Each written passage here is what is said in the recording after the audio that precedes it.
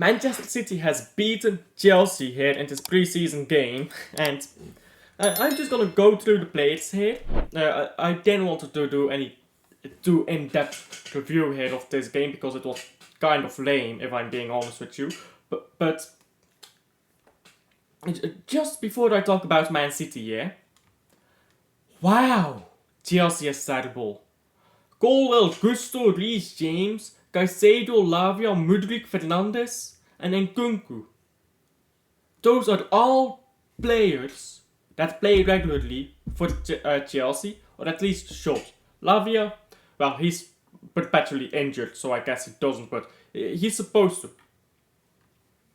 And then let's look at Man City. Calvin Phillips, Wilson Asbrunt, Nico O'Reilly, and McAtee all on the pitch. Grealish has spent most of the season injured last season. Oscar Bob and Rico Lewis are young players that hardly play.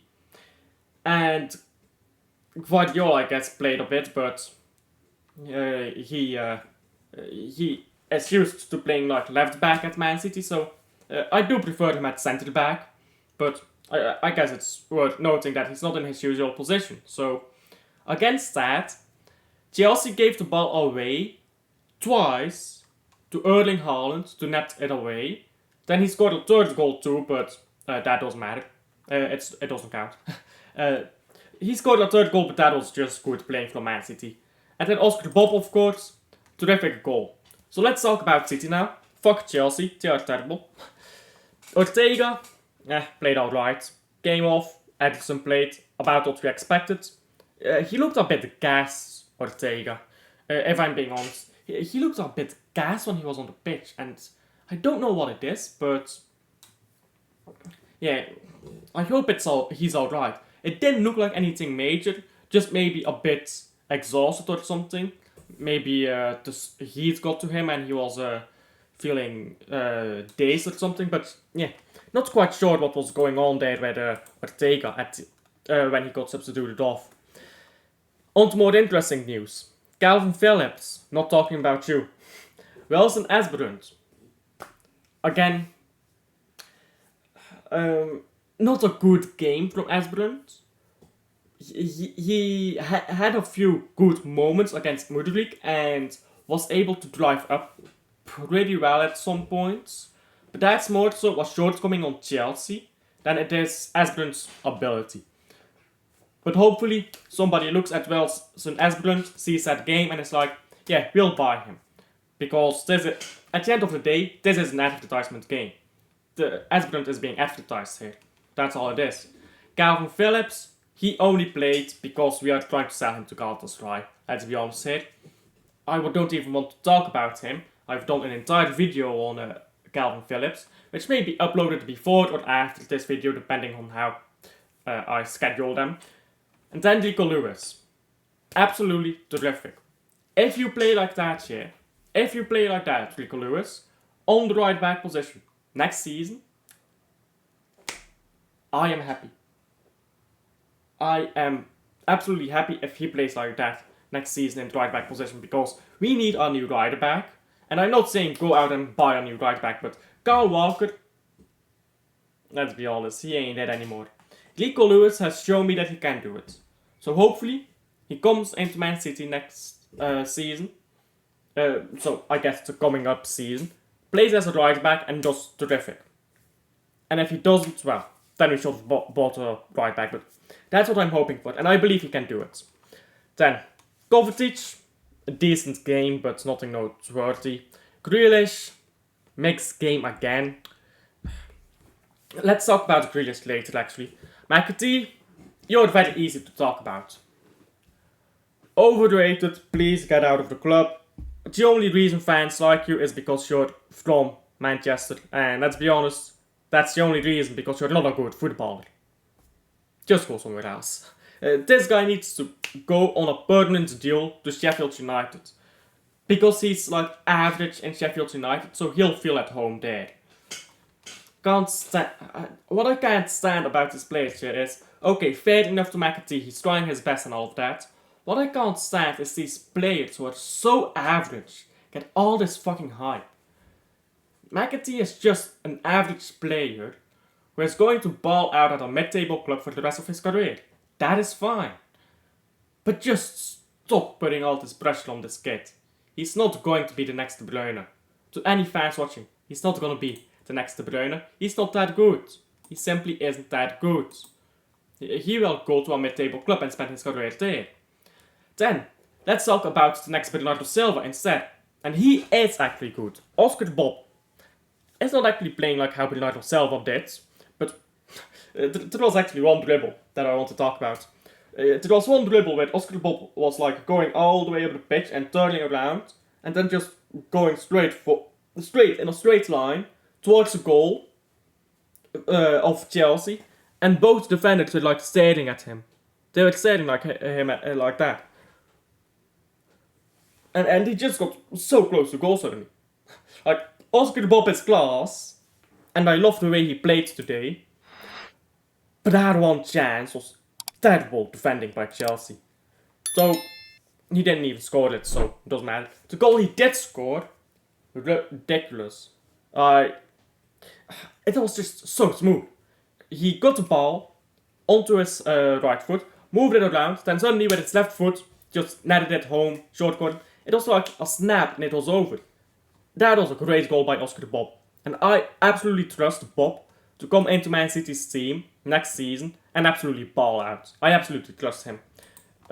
I've seen him play now against Gusto, who is actually quite good, and against pretty good players against Barcelona. We've seen him do it against Aston Villa, the game that he came on when we lost. He was our best player. We've seen him do it in the FA Cup against, admittedly, smaller teams. I am fully ready to say, Oscar Bob, you're the Bernardo Silva replacement, get on it. He's good enough. I think he's good enough. Then, big man over here, Erling Haaland. A hat-trick, nothing to... a bit of dropping deep again. Nothing too remarkable. Nothing is different from what I thought before this game and after this game about Haaland. Haaland is Haaland, he will play. he will play well. If you want to see my opinions on Haaland, I should probably make a video about what to expect from Erling Haaland next season. I think I will make that after the Community Shield game. Because that's obviously the last pre-season. After that game I'll make like a video what to expect of Erling Haaland next season. But that's for then. And now we still have two players to talk about that I have avoided. O'Reilly and Grealish. Now there's a few players who came off the bench here, but none of them are worth mentioning. He has literally already signed for, what's the name? He's already signed a contract for Wolves. That's what I was trying to say. Scott Carson played, the fucking GOAT, and Perron, but Perron, not impressed today. Perron, go back on loan. You can go to like, this time he can go on loan to like a bigger club than Las Palmas, and if he does well there, then maybe, but nah, probably not. So the two players I've avoided, Grealish and O'Reilly. O'Reilly, I know I am being very harsh on him, yeah, when I say he is garbage, but I need to put it in perspective, yeah. He is garbage compared to Rodri. He is just not good enough to come into Man City and play Rodri's role, to cover for him against Bournemouth, against Fulham, against Crystal Palace, against those types of mid-table teams. We want him to play the full 90 against those teams, so that preferably Rodri can miss 10 games in the Premier League and we still win our games. That is what we preferably have, so that Rodri is really rested. At the moment we don't have that. O'Reilly, I think he has some talent. I just don't think he's that good. Maybe I'm wrong, yeah. I just don't see how he actually will cover for Rodri once he does come in. Like, are we going to just say, okay, Rodri plays 60 minutes and O'Reilly plays 30? I don't think that's enough. I think Rodri needs to have proper games where he doesn't play a minute and he can just rest. That's what we need from Rodri. We need him to get a lot of rest too, because he has some catching up to do on his resting, you know. He's missed a lot of rest in recent seasons, so he needs it. He absolutely needs it. And I'm not sure O'Reilly can do that. He played a good game again. I still don't think it's good enough. Then, Jack Grealish. You'll be enjoying the bench next season, I imagine, because there's no way Grealish gets in ahead of Savio playing like this. He just doesn't do enough. Just not enough. It's a shame. I really liked Jack Grealish into the treble season. I thought he was our best player. Or well, not our best player, but one of our best players. He wasn't the best player, but easily the third best. I'd say Haaland best player. Then probably De Bruyne the second best. And Grealish the third best. Grealish tied with Ake and Ederson in that treble campaign. Those were the shared third best in my opinion. He's nowhere near that now.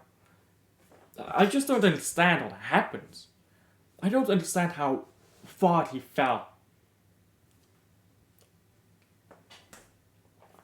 I don't quite know what to say about Grealish. Tell me what you guys think, about Grealish, because I don't know what to say anymore. He had some decent games in pre-season. This was again just lackluster. It wasn't entirely poor, but there was nothing to it. There was nothing to his game. I don't know. I actually don't know. So tell me down below what you guys think about Grealish. And thank you for watching to the end if you did. Please like and subscribe to the channel if you're new around here. I'm loving the support I'm getting, and I'm doing a watch along later today on Club Brugge, of course. And that's the video I'm working on.